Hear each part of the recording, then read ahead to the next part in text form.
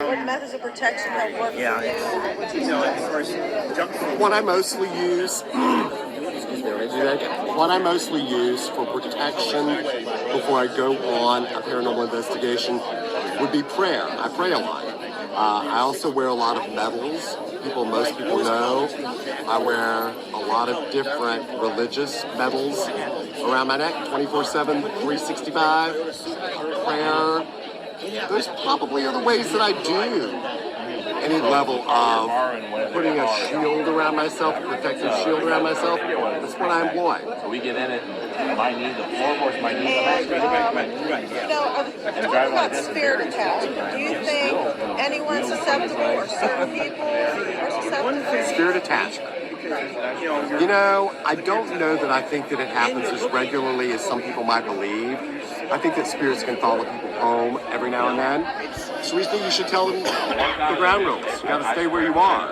Does that always work? Maybe not, but in most instances it does.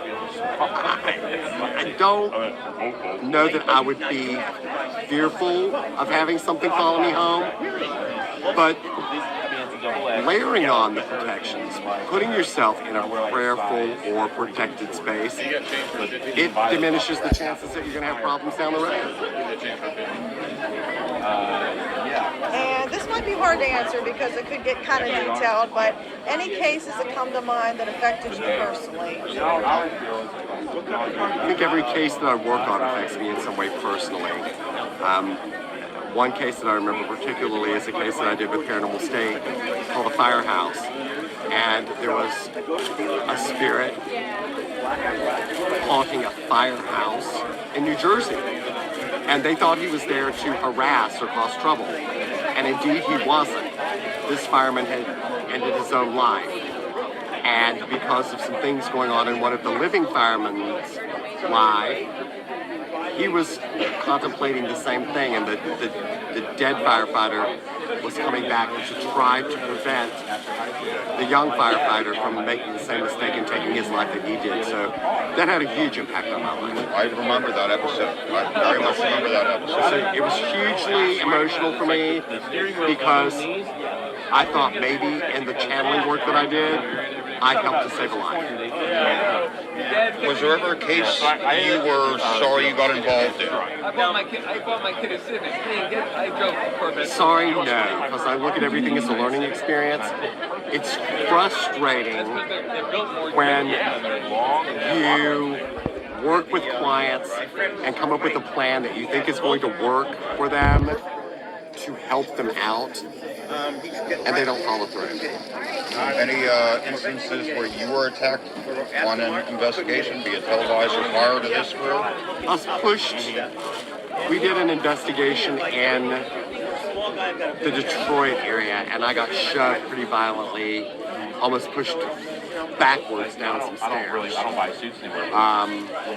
Other than that, not really. I think they kind of leave me alone. So I go out and I get When people are contacting you nowadays, is it to take you out on ghost hunts or saying, hey, is it paranormal in my house, or are they looking to contact someone from beyond in their past? Most of the work that I do, the body of my work is pretty much working with individual clients doing private counseling, readings, spirit contacts. I don't really get to do a lot of investigating. It's not the primary body of my work. Working with kids is not the primary body of my work. It's kind of like special projects that I do as time allows. And time is a precious commodity for me most of the time. So the primary base of my work is working with individual adult clients. Well, what was the turning event that said, I got to go professional, I can help people with my gift?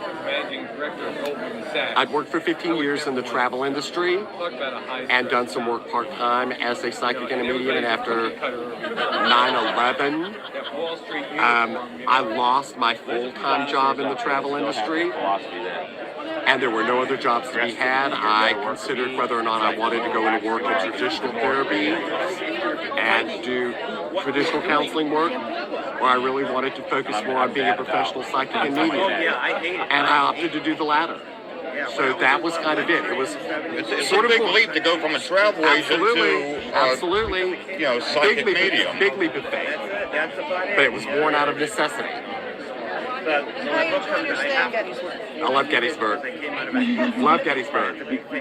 Have you got a chance to go out and? Oh yeah, we were on the battlefields yesterday, and walked through the first day we were here. Walked through the Farnsworth House. I have friends over there that allowed us to go back through again, and had a really good visit there, and just love coming to Gettysburg. In your opinion, Chip, what is the hottest spot right here in Gettysburg? The hottest spot in Gettysburg? Yeah, if you're gonna feel something, or Oh gosh, you're gonna make me insult somebody, aren't you? no. In your I'm opinion. gonna give the politically correct answer. I think Gettysburg is overrun with ghosts. That was a good answer, wasn't it? Very good. Very good. So I'm not gonna go with X house or Y house or Z house. I'm gonna go with X, Y, and Z house. Bless you. Yeah. Gettysburg is a hot spot for ghostly activity. Did you have any big connections while you were here for this event? Big connections? I don't understand. Reaching out, picking up on anybody? Nothing particular. We were on the battlefield. Come over here. This is April, my manager. Hello, April. And we were on the battlefield yesterday. And what did we hear? Cannon fire. Right. Distant cannon fire. I've Boom! heard that. People have heard that out here. Yeah. This is our first time here. That's what I'm saying. Big cannon I fire. gotta Yeah, ask we all anybody heard where it. to go. This is what I gotta ask. Was the line behind? We heard it. We all heard On it the just as battlefield. though, Boom! and there were no Boom! reenactments yesterday Yeah. during the time we heard it, so it was pretty weird. It was great. Thank you very much. Oh, by the way, I have your permission to record this, right?